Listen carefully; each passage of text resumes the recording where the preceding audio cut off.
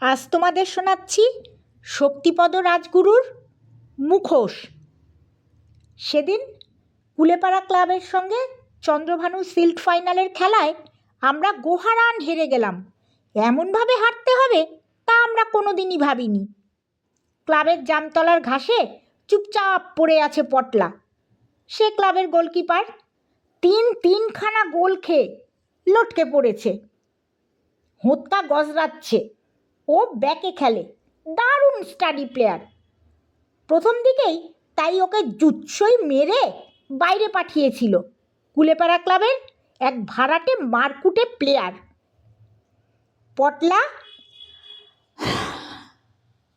দীর্ঘশ্বাস ছেড়ে বলে, খেলার বিভাগই তুলে দেব, এত বড় অপমান সইতে হবে ওই নিতু মিত্তিরদের কাছে?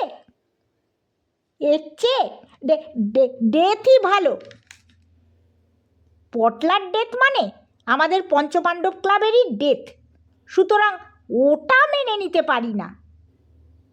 হোৎকা চোট খেয়ে গজরাতে গজরাতে বলে, এর সব লমুই, তুই চুপ কইরা দেখ পটলা, ওই নিতু মিত্তিরের খুব ফাট হইছে দুইটা পয়সা কামাইয়া। ফটিক বলে, নিতু মিত্তিরি এবার এখানে সবাইকে হটাতে চায় টাকার জোরে, স্কুলের ভোটেও নাকি দাঁড়াচ্ছে। স্কুলের ভোটের কথা পড়ে, এখন নিতু মিত্তির তার ছেলে চিতুকে দিয়ে আমাদের ক্লাব লাটে তুলতে চায়। পটলার অবস্থা তখন শক্তিশাল খাওয়ার লক্ষণের মতো।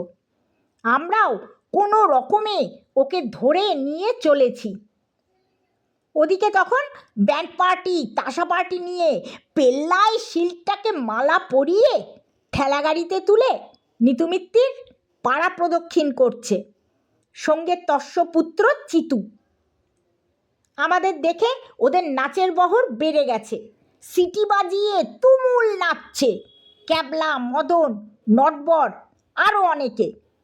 আর নিতু মিত্তির গাড়িতে বসে দেখছে তার অনুচরদের এই বিজয় উৎসব। কয়েক বছরের মধ্যেই আঙুল ফুলে কলা গাছ হয়ে গেছে এই নিতু মিত্তিরের। কলকাতার লাগোয়া অঞ্চল, নিতু মিত্তির বসিরহাট অঞ্চলের লোক। এখানে এসে প্রথম আবাদ অঞ্চলের কাঠ, গোলপাতা এসব নিয়ে ব্যবসা করত। দেখতে দেখতে এখন বেশ গুছিয়ে নিয়েছে, বিরাট শেড তুলে সেখানে নানা মালপত্র রেখে ট্রাকযোগে আবাদের বিভিন্ন মোকামে সাপ্লাই দেয়। আগেকার খোলার চালের বাড়ির বদলে এখন নিতু মিত্তিরের 3 মহলা প্রাসাদ, 4 দিকে উঁচু পাঁচিল। ইদানিং পাড়ার বেশ কিছু ছেলেদেরও সে কাজে লাগায়। বলে,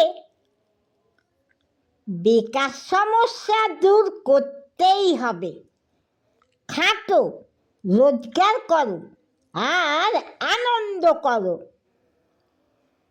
তারই পক্ষ ছায়ায় গজিয়ে উঠেছে ওই কুলেপাড়া ক্লাব। 2 হাতে সেখানে টাকা খরচা করে চিতু, ফলে সেখানেই ভিড় বাড়ছে ছেলেদের।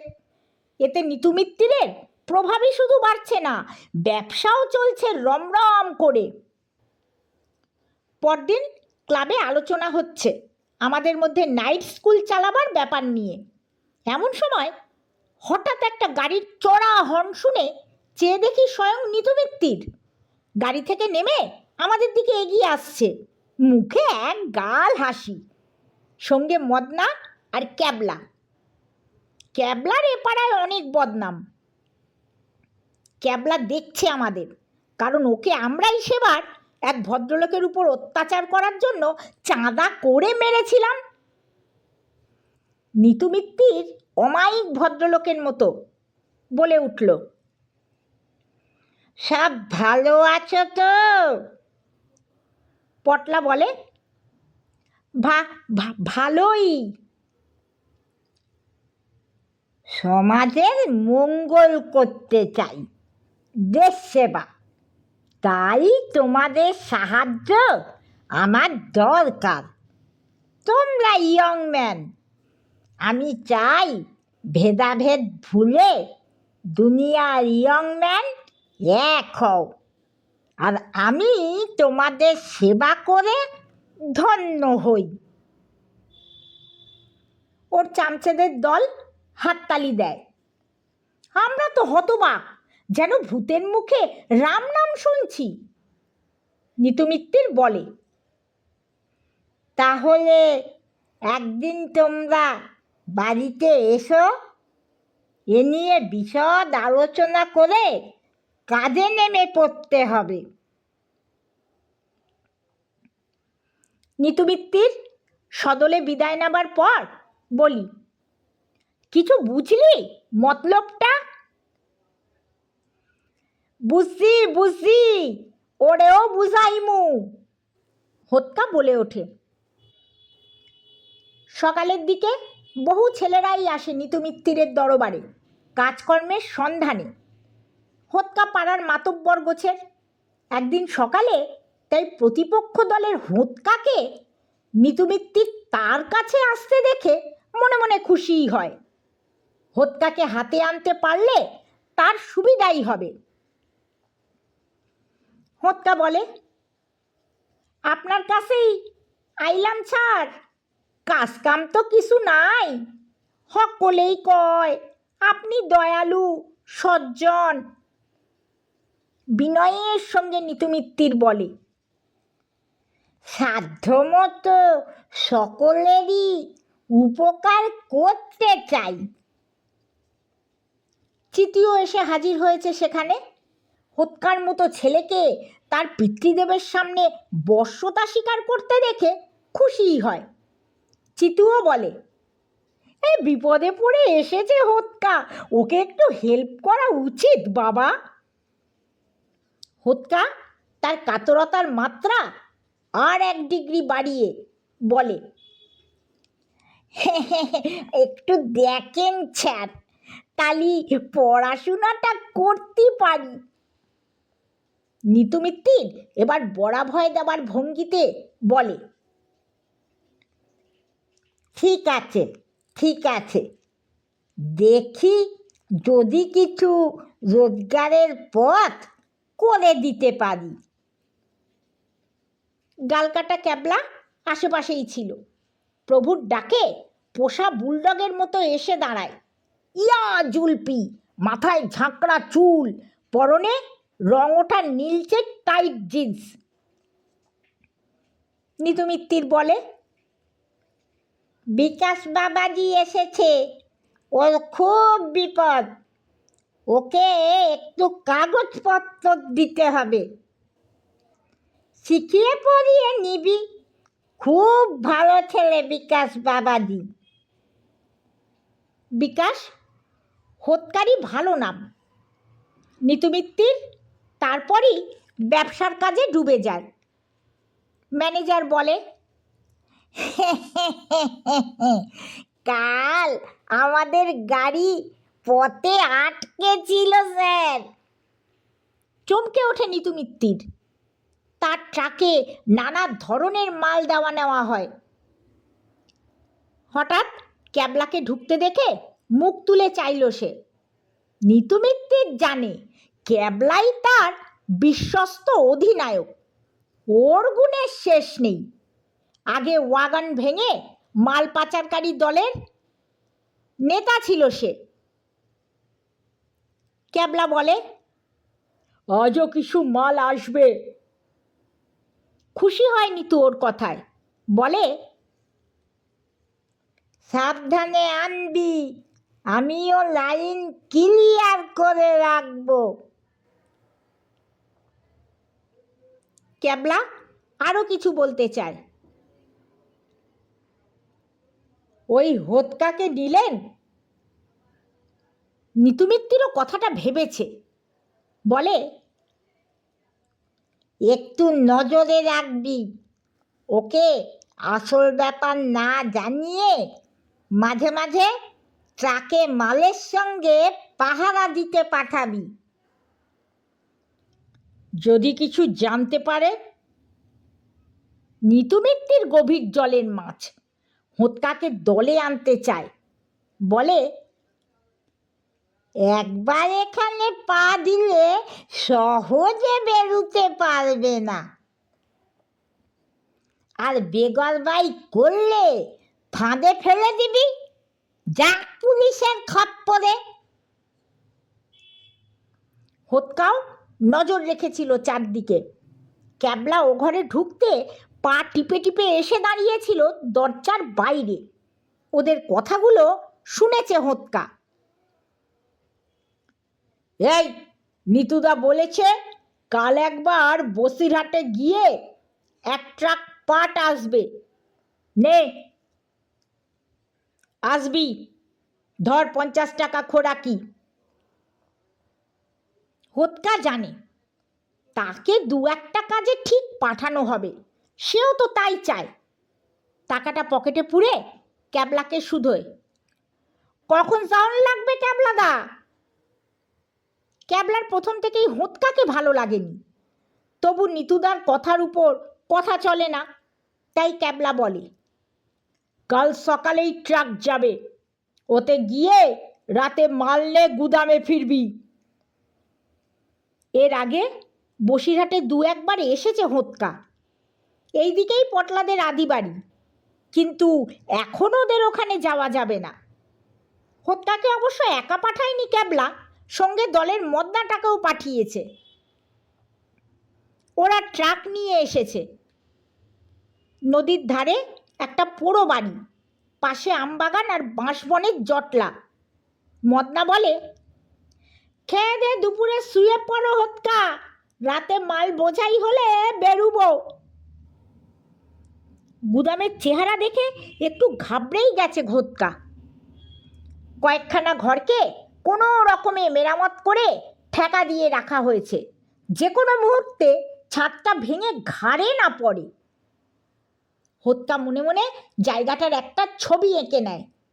একসময় পায়ে পায়ে আগাছার বন পার হয়ে বাড়ির বাইরে আসে। দেখা যায় একজন লোককে। সে এগিয়ে এসে বলে, বাইরে যাবে না। অর্থাৎ তার বাইরে যাওয়ারও হুকুম নেই। রাত্রি নামতে দেরি হয় না। হোতকা বেশ বুঝতে পারে এদের কর্মব্যস্ততা হঠাৎ বেড়ে ওঠে। অন্ধকারে তারা জ্বলা আলোয় আচ্ছা দেখা যায় নদীতে 2-1টা নৌকা এসে থেমেছে।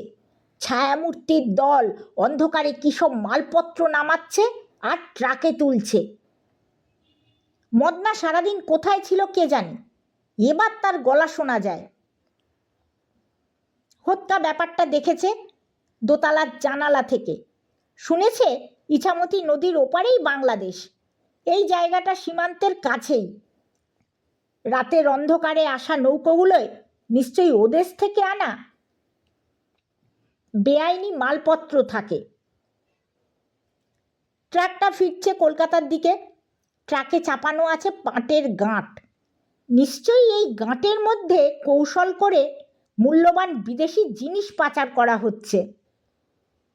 নিতু মিত্তিরের আসল ব্যবসার খবর পেয়েছে এবার হোতকা। লুকিয়ে সস্তায় বিদেশি জিনিস এনে নিতু মিত্তির তার লাভের পুঁজি বাড়াচ্ছে আর মুখে দেশপ্রেমের বকুনি দিচ্ছে। নিরাপদে এত মালপত্র এসে পৌঁছতে দেখে খুশি হয়ে নিতু মিত্তির বলে, তুই তো বেশ পয়মন্ত রে, কাজের ছেলে। নে 50 টাকা রাখ, মিষ্টি খাবি। আর শোন, মন দিয়ে দেশের ইয়ংম্যানরা সবাই কর্মবীর হোক, তবেই তো দেশের সমাজের উন্নতি হবে। ক্যাবলাও দেখেছে নিতু মিত্তির হোতকাকে খাতির করে টাকা দিয়েছে। ক্যাবলাও খুশি হয়, বলে, আবার পাঠাবো তোকে।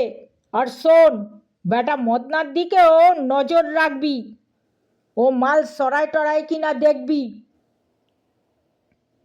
হোতকা এবার তাক মতো বলে, মদনা তো তোমারই আউট করতে চাই ক্যাবলাদা।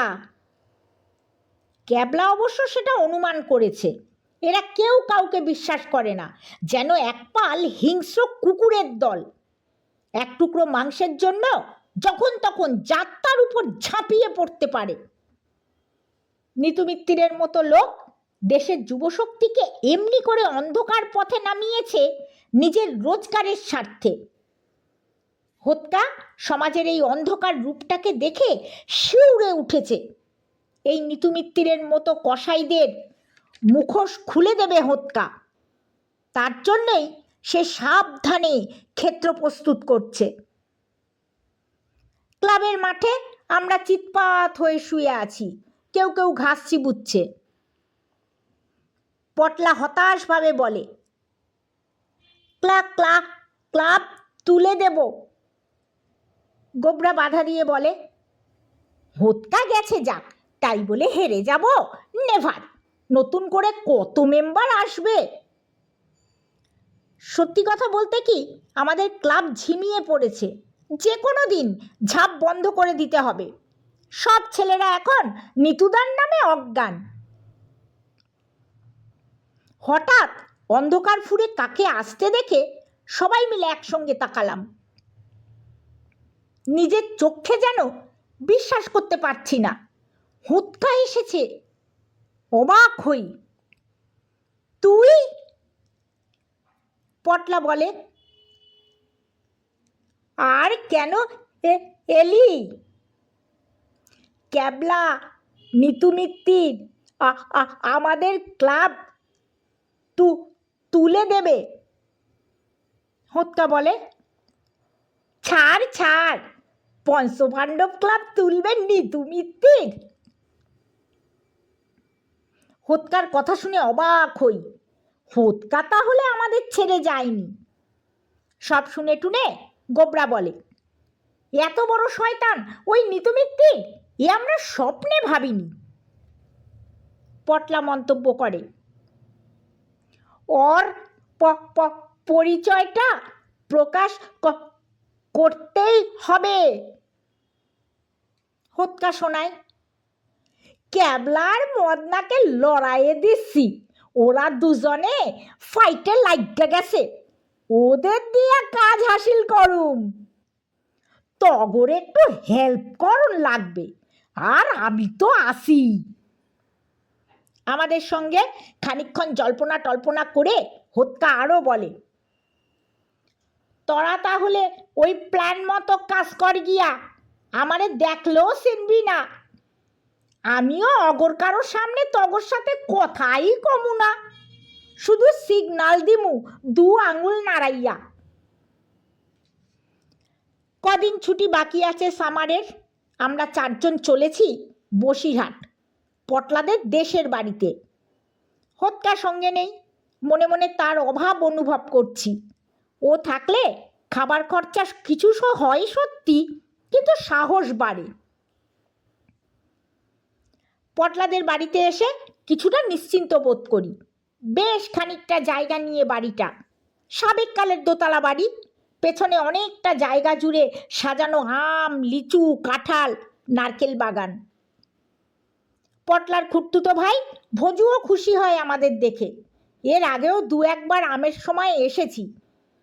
তাই ভজু বলে, কই হোতকাকে তো দেখছি না, পঞ্চপাণ্ডবের 4 জন এলি, সেটি কই? সব কথা শুনে ভজুদা বলে, তাই নাকি? এত সব? ওপারে একটু গেলেই বাংলাদেশ। এ গাঙে কোনটা আসল জেলেদের নৌকা আর কোনটা নয় তা বোঝার উপায় নেই।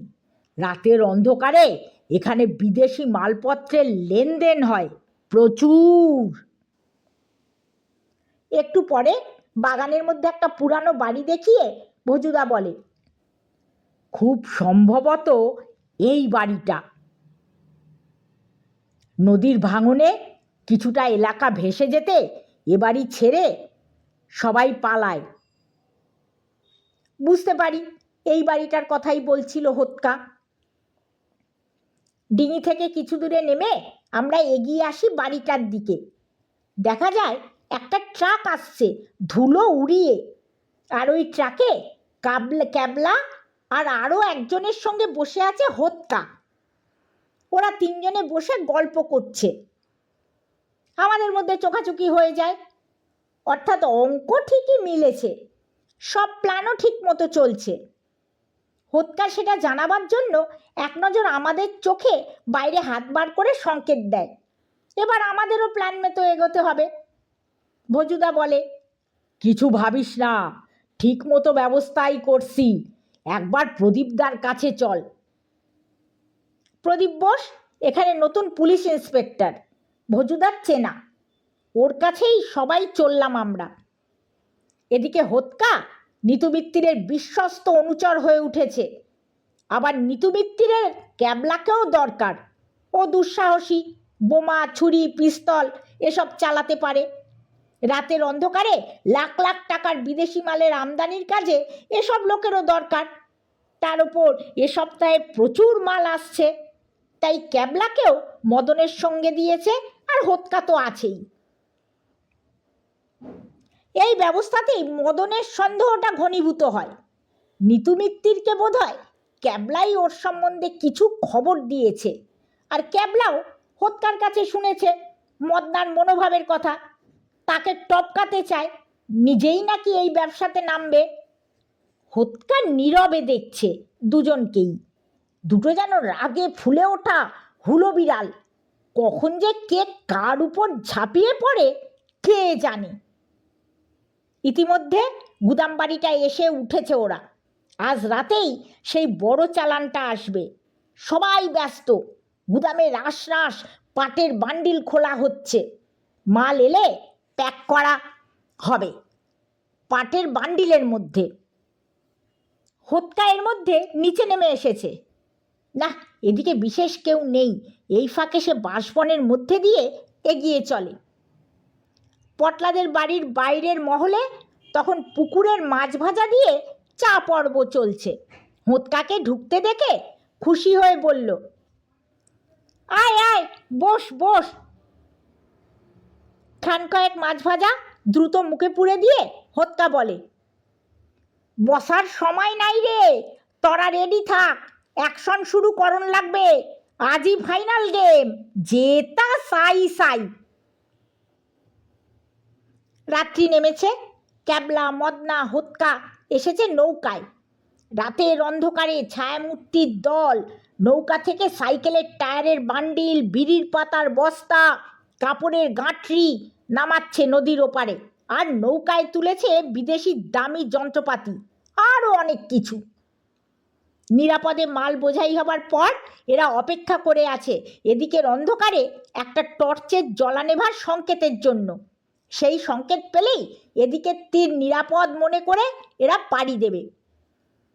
ব্যাপারটা আগে থেকেই জানা ছিল আমাদের। হোতকাই ওদের সব প্ল্যানের ছকটা দিয়েছিল। সেই মতো আমরাও বের হয়েছি। গোবরা, পটলা, আমি, ফটিক আর ভজুদা। পিছনে দূরে রয়েছেন প্রদীপবাবু, দরকার মতো তিনি এসে পড়বেন। আমরা চুপি সারে এসে হাজির হয়েছি পুরো সেই ভুতুরে বাড়ির এদিকে, নদীর ধারে। দূরে ওপারে দেখা যায় কালো বিন্দুর মতো নৌকাগুলোকে। ওই যে দূরে বাংলাদেশের সীমান্ত, সেখান থেকে দু একটা কথার টুকরো ভেসে আসছে মাঝে মাঝে। আলোর সংকেত পেয়ে ওপার থেকে আলো জ্বলে ওঠে, আবার নিভে যায়। তারপরই শোনা যায় নদীর জলের দাঁড়ের শব্দ। ছপ ছপ করে দাঁড় বেয়ে বিচিত্র মাল বোঝাই নৌকা এপারের দিকে এগিয়ে আসছে। হঠাৎ গোবর্ধনের হাতের প্রচণ্ড ঘুষি খেয়ে ছিটকে পড়ে একটা লোক, আর তার হাতের টর্চটা। বুঝতে পারি এই আলোর সংকেত দিচ্ছিল। আমরাও সঙ্গে সঙ্গে তার ছিটকে পড়া দেহটার উপর ঝাঁপিয়ে পড়ে ওরই গামছা দিয়ে ওর হাত পা বেঁধে ফেলি। লোকটা ভাবতেও পারেনি এমনভাবে কেউ তাকে বিপর্যস্ত করে তুলবে। এমন সময় ওদিকের মাটির সড়কে একটা গাড়ির শব্দ পেলাম। পথটা এসেছে গুদামবাড়ি অবধি। ওই পথের মুখে আমাদের পাহারা রয়েছে।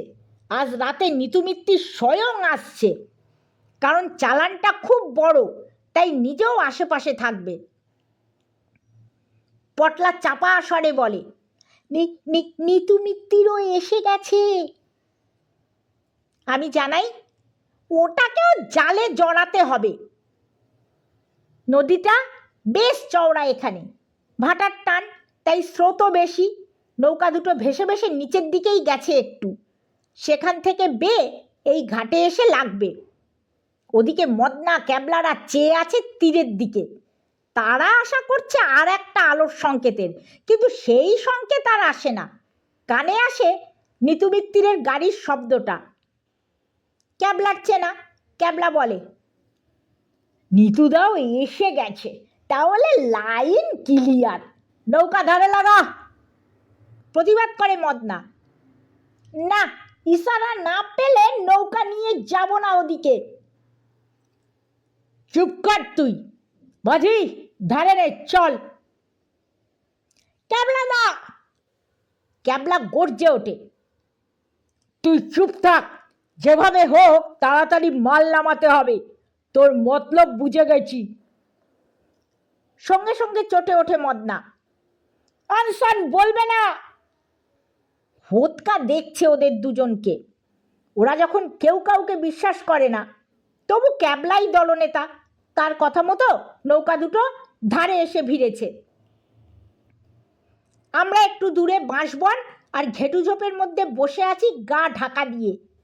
ওদিকে তখন নৌকা থেকে মাল খালাসের কাজ শুরু হয়েছে। নিতু মিত্তিরও এসে হাজির। ক্যাবলা বলে, ওই মদনার মতলব সুবিধা নয় কর্তা, ও মালনে কেটে পড়ার তালেই ছিল। নিতু মিত্তির গর্জে ওঠে, ওটাকেই কেটে গাঙের জলে ভাসিয়ে দেব আজ। মদনও গর্জে ওঠে বিপদের গুরুত্ব বুঝে, যা তা বলবি না ক্যাবলা, তোর লাশ গিরিয়ে দেব। নেহাত দুজন ধরে ফেলে, না হলে মদনা বোধ হয় তখনই ক্যাবলার উপর ঝাঁপিয়ে পড়ত। এবার খেয়াল হয় ওদের, এপারের সংকেতকারী সেই লোকটা তো নেই।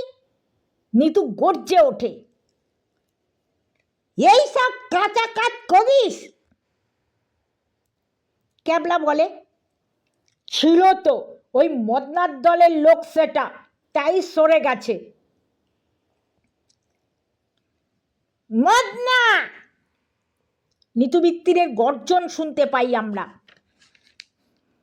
হঠাৎ ঝোপের মধ্যে কাকে ঢুকতে দেখে চমকে উঠেছি। আমাদের খবর পেয়ে ওরা বোধহয় এবার আমাদেরই আক্রমণ করতে চায়। চাপা কণ্ঠস্বর শুনে চমকে উঠলাম। ওদের লড়াই জমার ফাঁক তালে হোতকা এসে সেধিয়েছে আমাদের দলে।